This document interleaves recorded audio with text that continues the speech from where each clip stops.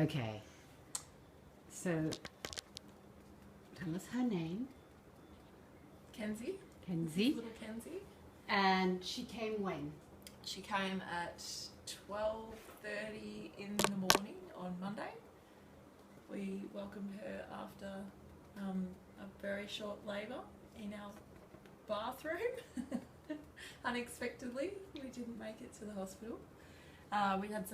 We'd both been sick. We'd both had gastro. I'd been out with my own mother for Mother's Day on Sunday all day, and came home and sat down on the couch at 7 o'clock and was reading and having some mild contractions, just what I thought were Braxton Hicks. So I was, I was still reading a book, watching TV quite happily, and then I started to get a little bit uncomfortable on the couch, and I moved down onto the birth wall, which kind of lives in and around our living room anyway. So, and then I started to get a little bit more uncomfortable on the birth wall, and I thought, well, this might be the real thing, but it was happening so quickly, I wasn't really sure. So I go upstairs and I'm dragging out the What to Expect When You're Expecting book to see how far apart my contractions should be, and the book seemed to be indicating that it was the real thing.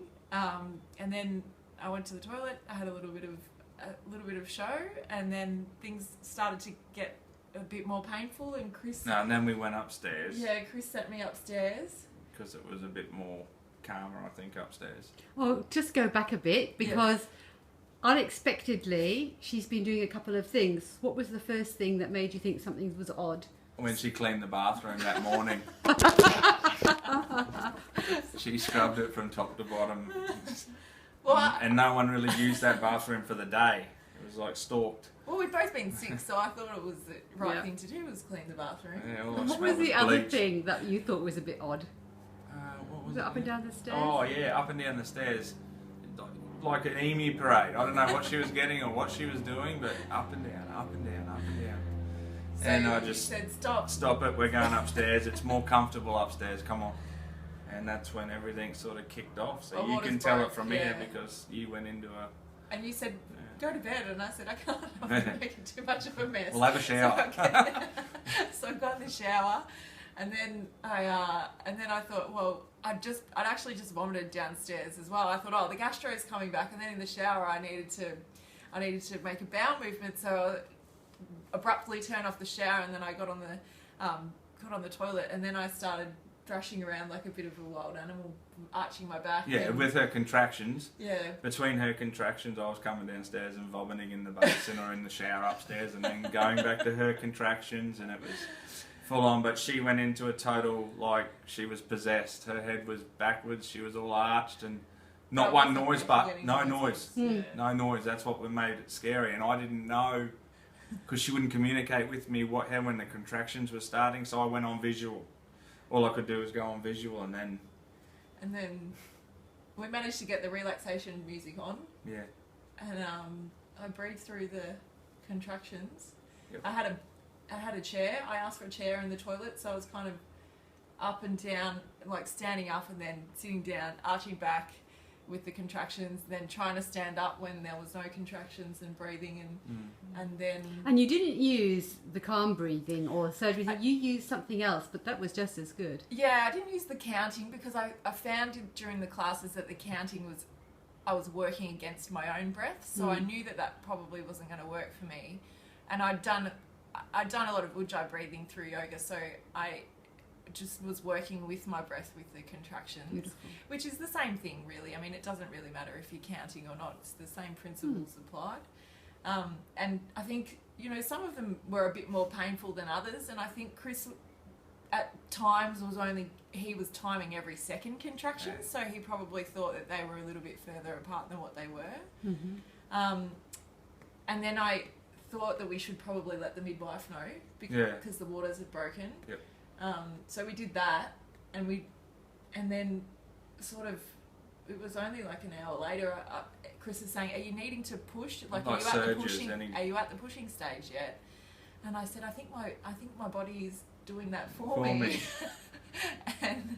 and it was not long after that you'd gone downstairs to vomit. and fix up the car, I think, because I put everything in the car, got the car ready. And I said, my body's pushing, and he said, oh, just wait a minute. I'm going to put my shorts on. And then it's, shit, babe. And then there's a crying head. and I think I was trying to push it back in because I was over the toilet bowl and I didn't want her to drop in the water. She was actually smiling when she was saying that. And I was like, you should be in pain. Like, look what's just come out of there. But And then the next surge brought the rest of her out, and Chris caught her and put her on my chest. And then it was an amazing feeling because the pain just goes away. It just like, you know, your body, when you're in excruciating pain, usually lets go of that pain gradually if you have an injury or something or you've had an accident. And it's just gone. Yeah. And you said earlier that you were a bit foxed by the pain because it wasn't really that painful. I thought it wasn't, especially at the start, which was obviously I was in the first stage of labour. I didn't think I was in labour at all. It wasn't really until the second stage, when we probably should have been at the hospital already, that I sort of thought, well, this is getting a little bit painful. Yeah, let's go upstairs. But I did expect it to be a lot worse than that. And I felt like my body just did everything for me. I didn't have to really do anything other than breathe. So it was good. It was a good feeling. Yeah. Did you get to use any of the other things you learned from hypnobirthing? So you breathed your other kind of breath, but it was a breath, which is great. You got your mind out of the way of your baby and your body. Yep. Even though you didn't really know that's what you were doing at the time. And you played some music. Yeah, You've got some lovely relaxation tapes. They're not just the ones from the program, which is great. That's the whole point, is that you find resources that... So what about some light touch massage? Did you get a chance to do some? I did do that. Because I got in trouble at one stage because I brushed a hair over her face with the cloth, so I had to pull it back again, and I did. So then I went down a spine to a lower back, but then I got my hand across her. Yeah, we did the pushing one. The double hip squeeze. Yeah. But I could, because I was rubbing her head in that as well. I could just got my hand in the back like that and was pushing like that, which that was good. It really helped her as well. Yeah. And I think it was. I think it's just the fact you just got to be calm. Don't. And the best thing about it was that Chris was the most surprising part of it all. He was up there meditating while I was in the third stage of labour next to him. And I was, the only real thought that crossed my mind other than what I was going through was that why isn't Chris freaking out? Because that's kind of what I expected from Chris. And part of the reason why I really wanted to go to the hypnobirthing was because Chris can be a bit of a stress head. But he was so relaxed through the whole thing. He was so calm, and I didn't have to worry about him at all. And he wasn't worried about me to any more extent than what say it like that. Well, you weren't expecting that baby to come, were you? But what triggered you? What you looked at her? She was in a zone. Is that what you said? Yeah, I couldn't get through. So you decided you would go into the zone a meditation as well. Yeah. So I was breathing. I was breathing with her on the floor outside the bathroom because the breathing that we were doing stopped my vomiting. So I could lie there and breathe with her when she was breathing. Well, that's a good tip. Yeah, and then when, like, I don't know what it was, but I sat up and said, did you feel like you wanted to have a surge then? Because it was a little bit more stressful on the toilet when she was bearing down on it. I was watching her. And that's when she said, yeah, and that's when I went to put my shorts on, and I didn't even have time to put my shorts on. It just happened. So after the baby came, you got to ring the ambulance? Yeah. After the baby came? Yeah, after. And they came, how long did it take them to come? About 20 minutes. Yeah. And what did they want to do? They wanted to remove the placenta, but I said no, because they wanted to give Angie an injection so it comes out, and I said no to the injection. We didn't want nothing like that. So they had to take her with all of it attached still down the stairs. Into the bit of a Lotus down the stairs moment. Yeah. They were incredibly helpful. Yeah, they were helpful, but they were really amazed at the fact we didn't want it removed now. Like, they didn't understand. So Angie got a lot of questions in the ambulance on the way to the hospital. And they'd never heard of placenta encapsulation either. So. Maybe so you managed to get that done. You're having it done. Yeah. And you said something about the ambulance not believing you. Yeah, yeah. They thought you were intending to have a Have it Yeah, at home, yeah. they seemed like they thought that we'd planned a home Yeah. birth, which wasn't the case. No. It just happened so quickly. But now that you've had one, I wouldn't hesitate to have a home birth next time.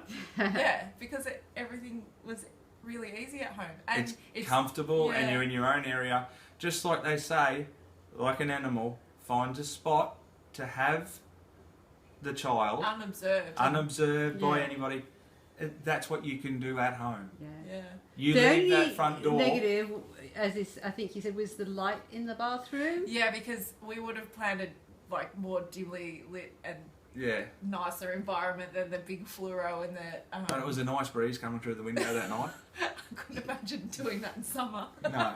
When you had your baby afterwards and held her in your arms, did you feel that kind of ecstatic surge through your body? Do you recall at all? I was just mesmerised by. I think I was mesmerised by her, and that would have happened anyway. Yeah. But there was definitely a little bit of shock at what had just happened and whether it was a dream or not. Yeah, her face. She was startled. Yeah. She was on the toilet and I didn't speak to her. All I could do was cover the both of them up to keep them warm. Make sure Bub was on her chest, skin to skin, and So you were alone when the head came out. Yeah. Yeah. Ooh. Yeah. And how was she when she was born? She was crying. Yeah. Yeah, I think she was very shocked by the lights. For how long? Not very long. or- Until we put the towel on her, because she Yeah. was cold. Yeah. Yeah, and she was fine after she was warm. And how has she been ever since? It's only been a few days. She's really good. She fed, she latched on straight away. She fed straight away. The midwife's really happy with how she's progressing. Mm. She hasn't made a squeak since I've been here. Yeah, she loves her daddy. Yeah. And she's all really the way good. through our classes, I told everyone that laughter was the best medicine because you guys had us in fits and stitches. So, it was an absolute pleasure to hear what happened. Yeah. Thank you so much. And Mother's That's good. Day. Yeah, well, just after. Just we after. Just missed So, Mother's from the Day, time you realised that you were in labour to... I thought it was still Mother's Day. I asked Chris the Yeah. time, and he said it was midnight. That it was Monday, and I was Ah. like, So- I thought it was about 10 o'clock. About 3 hours, 3 Yeah. or 4 hours. Yeah. Can you recall in the class when we did the fear release and then you got to choose how long you had your labour and how you'd like to feel your surges? Can you recall what you might have set? Knowing me, I probably would have said something blasé like as quick as possible. I don't Yeah. remember if I put a number on it. Yeah. So if you could describe your surge, what would it have been like? You said the early ones were just like little cramps, so you didn't really think anything of them. Yeah, the early ones were just like a little bit of period pain. Probably the second stage was like intense, probably the worst period pain that I've ever had, with a little bit of back pain as well. Mm. And then the third stage, I felt like I was a little bit drugged. Mm. That's interesting. Yeah, I felt like I was in a lot of pain, but I don't know, the body has such an amazing ability to forget pain as well. So I'm not sure if I can really describe what the third stage was like. It was very painful, but I was seeing a bit blurry. Like it was like being high. Mm. I don't That know. sounds Yeah. wonderful. So that's lovely, Yeah. and congratulations. Thank you. You did it just Thank you. really And by the book. And thank you for your part as well. So Yep. we really enjoyed the classes. Yeah, And really. definitely got the benefit of them. Yep. As our perfect little bundle. Yeah. Yeah. Thank But- you. I'm going to turn this off, Yeah. and I will let you see a copy of it before we release it to the Institute people. Yep. Yep. But and you're very welcome to say no. But you both look Oh. fantastic. I'm trying to keep both your heads in, not have you. So, Oh, don't worry about that. so you were just lovely. Thank you. Bye. You're welcome.